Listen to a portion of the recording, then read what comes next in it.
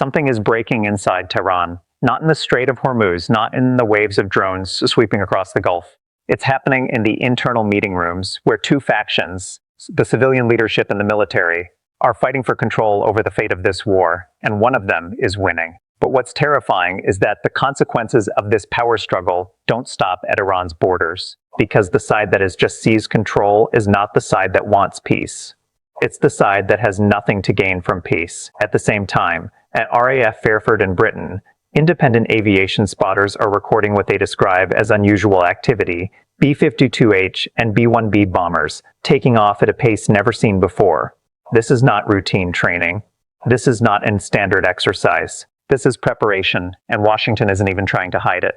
Stay with me, because three things are happening simultaneously right now. The power struggle inside Tehran, the new oil target list that Iran has just announced, aimed at the entire Gulf region, and the bombers being readied in Britain. These are not separate stories, they are pieces of the same picture. And once you understand how they connect, you'll see clearly why this moment is more dangerous than any exchange of fire since Operation Epic Fury began. This is Ryan Mitchell. Let's get started.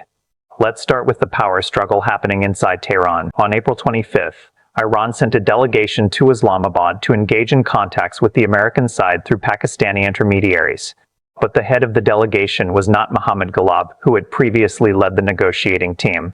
Instead, it was another representative, referred to as IGR, who is closely tied to the hardline stance of the Islamic Revolutionary Guard Corps, IRGC. Ghalib, along with President Pezeshkian and Foreign Minister IRGC, figures considered more pragmatic within the Iranian government, have been systematically sidelined since the end of March. And the man behind this arrangement is Major General Vahidi, who was recently promoted and is now exercising real control over this war. The American side was also present in Islamabad. Special Envoy Steve Witkoff and Kushner arrived with the statement that Washington wanted to listen to Iran. But Tehran immediately dashed any expectations of a breakthrough by publicly declaring that no direct negotiations were planned. Iran would only accept contact through intermediaries and would not sit at the table with the Americans. That means Iran sent someone to Islamabad while simultaneously telling the world they were not there to negotiate. This was not a random contradiction. It was a clear sign of a power struggle unfolding within the Iranian government itself. The first sign of this struggle emerged on March 28, when President Pezeshkian publicly criticized the IRGC for taking unilateral actions without coordinating with the civilian government. He specifically accused Vahidi and the commander of Qatam al-Anbiya, the IRGC's central command, of escalating on their own without the consent of the executive branch. This was an unusual statement in Iran's political system, where internal conflicts are usually carefully hidden behind unified rhetoric toward the outside world. The fact that Pezeshkian said it openly showed that the rift had crossed a threshold that internal channels could no longer contain. And the result of that rift is now clear. Vahidi's faction has won. Not only has Ghalib been removed from the negotiations, but he currently has no way to change this trajectory. Now, to understand why this matters so much, you need to grasp one fundamental truth about how real power works in Iran. The IRGC is not a conventional military force in the way most of the world understands an army. In most countries, the military depends on the state budget, is subject to oversight by the civilian government, and operates within the framework established by the executive or legislative branch. The IRGC does not operate that way. This organization controls its own economic empire construction conglomerates, energy, telecommunications, logistics estimated to account for 20 to 40% of Iran's entire economy. It has its own forces, its own intelligence network, and its own chain of command that reports directly to Supreme Leader Khamenei, bypassing the president, bypassing parliament, and bypassing any civilian oversight mechanism. That means when Pezeshkian opposed Vahidi's decisions, he was not a superior overruling a subordinate. He was a civilian official trying to restrain an organization that, by design, has no obligation to listen to him. Ghalib did not lack leverage because he was weak. He lacked leverage because the system is structured so that the IRGC does not need his approval. That is why the pragmatic faction's defeat was not the result of a vote or a policy debate. It was the inevitable outcome of one side controlling the missiles, the drones, the money, and the networks of power, while the other side only had arguments. In an ongoing armed conflict, material leverage always beats rhetoric. And now, with that understanding, let's look again at what's happening in Islamabad from a different angle. Iran sent a representative, but the person they sent was a representative of the faction that has nothing to gain from a deal. Vahidi and his inner circle have consolidated power throughout the war. A ceasefire agreement would likely come with conditions on denuclearization, missile controls, or reduced IRGC presence in the region, all of which would directly shrink their power. For Vahidi, negotiations do not mean seeking common ground. They mean buying time to strengthen their position. That is exactly why Iran both declared no direct negotiations are planned and still sent someone to Islamabad. Two contradictory moves that only make sense if the goal is not to reach an agreement, but to appear as if they are trying. And this is the trap Iran has built for itself. They need to get out of this war. Their economy is being strangled by the blockade. $500 million in daily oil revenue is vanishing, and their military infrastructure is being worn down. But the current power structure does not allow them to do what is necessary to exit. Every real concession is, in essence, a reduction in the IRGC's power, and the IRGC is the one sitting in the driver's seat. Washington understands this perfectly. And that is exactly why the B-52’s are still having their engines warmed up while American envoys sit in Islamabad. Because military pressure is not meant to replace diplomacy, it is the condition that makes diplomacy possible. When the person sitting across from you at the negotiating table has no reason to concede, the only way to change the equation is to change the cost of not conceding. That is precisely what is happening at RAF Fairford, which I will explain later. Stay with me and keep watching. But the power struggle inside Tehran is only half the picture. The other half is unfolding on the energy map of the entire Middle East. In recent days, Iran has released a new target list. All the major oil facilities and refineries in the UAE, Saudi Arabia, Kuwait, Qatar, and Bahrain are on that list. 5 countries, all of them are US allies. All of them are allowing Washington to place military bases on their territory. And the triggering condition Tehran stated clearly, any use of Gulf territory against Iran will lead to an all-out attack. This is not a vague threat. It is not diplomatic language that can be interpreted in multiple ways. This is a statement with a specific address, specific conditions, and precedent, because Iran is not just talking. They have already done it.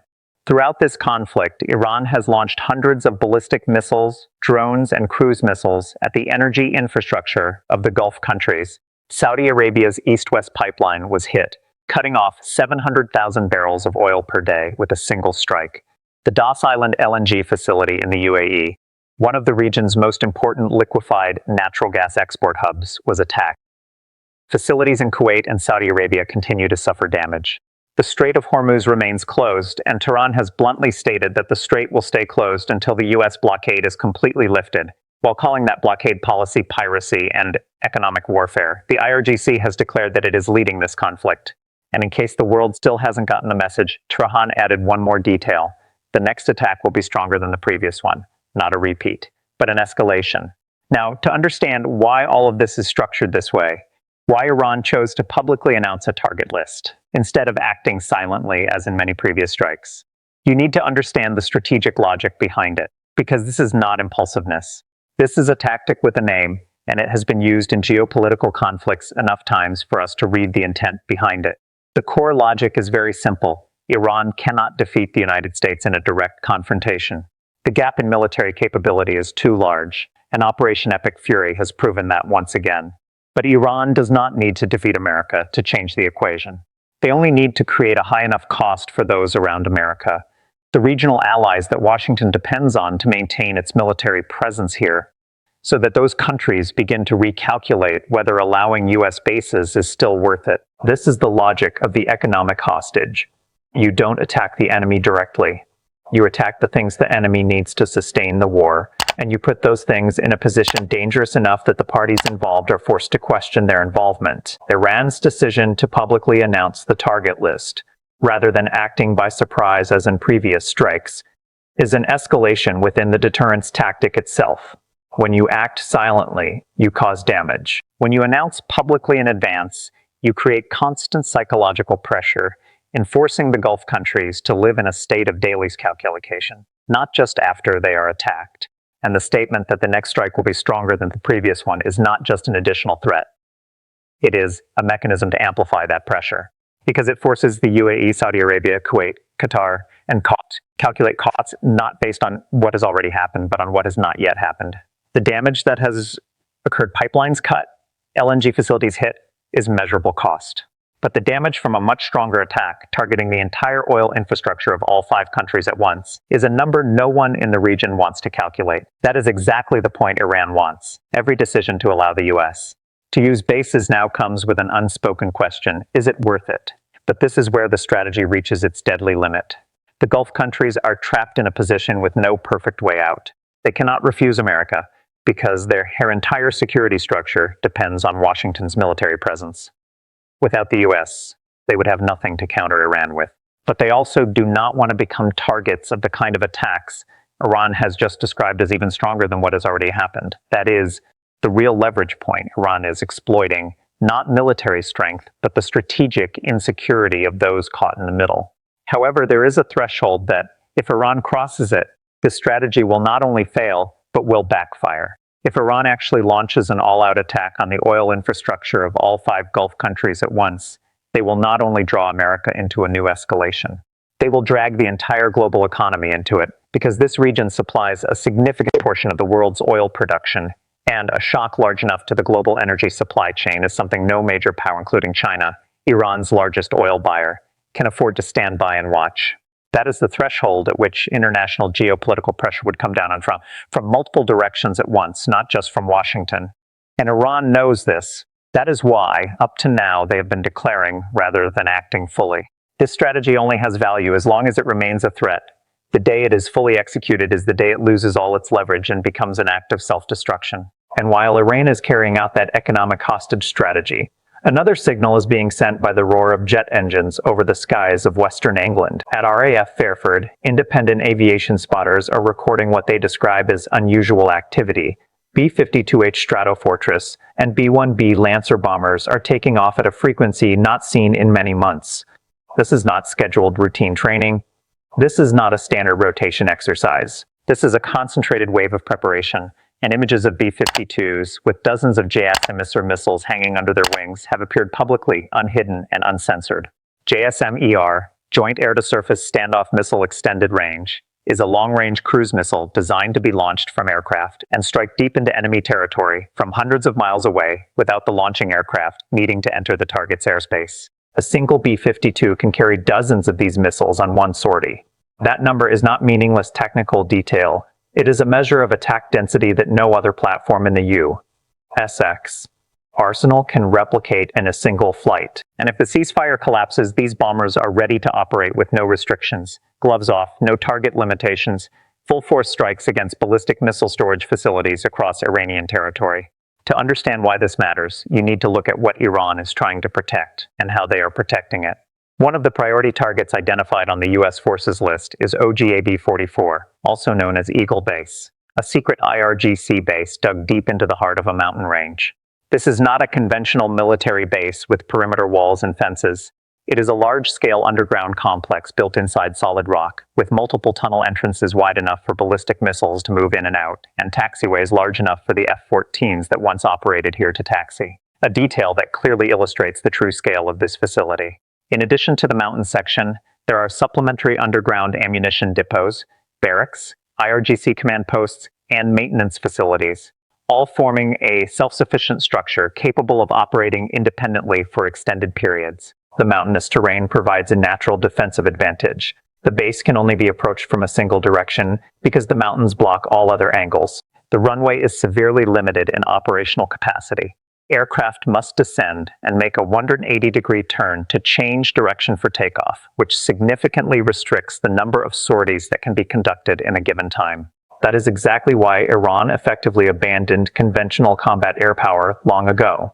Their aging F-4s and F-14s have almost no real combat capability left, and basing of this type was never designed to sustain a strong operational air force. Instead, all military resources were redirected toward ballistic missiles and Shahed drones, and underground bases like OGAB-44 are where nearly all of Iran's remaining offensive capability is stored. More importantly, OGAB-44 is not an exception. It is just one of hundreds of underground ballistic missile storage facilities scattered across Iranian territory, a network built over decades with the sole purpose of ensuring that even if attacked, Iran would still retain enough offensive capability to retaliate. That is their defensive doctrine. And now look at why the B-52 and B-1, not the F-35, not aircraft carriers, not any other platform, are the most suitable strategic choice for this type of mission? The answer is not speed or stealth. It lies in payload and range. When you are facing hundreds of dispersed underground targets spread across a vast territory, what you need is not a stealth aircraft that can carry 4 bombs, but a platform that can carry dozens of long-range missiles on a single sortie and launch them from a safe distance beyond the reach of the enemy's air defense systems. A single B-52 loaded with dozens of JASSM-ERs creates an unmatched density of attack. But there is one important problem with standoff attack doctrine in this context, and it relates to something we still don't know for sure. After the strikes of Operation Epic Fury, no one in Washington can confirm with certainty that Iran no longer possesses any significant air defense systems. Worse, there is a real possibility that China has supplied or is supplying Tehran with new surface-to-air missile systems, weapons that American pilots have not yet faced in this theater. When you don't know what the enemy still has in hand, you don't send pilots into danger to find out. You strike from standoff range and let the missiles do the work first. JASSM-ER is designed precisely for this scenario, attacking from outside the reach of most existing air defense systems, with enough accuracy to handle high-value targets. As for underground mountain bases like OG-AB-44, targets that JSM-ER cannot penetrate. That is when the Z-1BZ Lancer enters the equation. The 5,000-pound bunker buster bombs are designed specifically to punch through layers of earth and rock and detonate inside underground structures.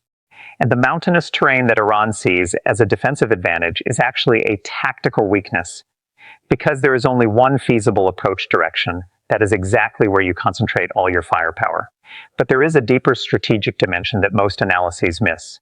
Iran's shift entirely toward ballistic missiles and Shahed drones, placing nearly all of its offensive capability into a single type of infrastructure, has created a concentrated vulnerability that did not exist when military capability was distributed across multiple force types. When the U.S. destroys that network of hundreds of underground bases in a focused campaign, Iran will not lose a portion of its offensive capability. It will lose nearly all of it. That is the consequence of putting all your eggs in one basket, even if that basket is buried deep inside a mountain.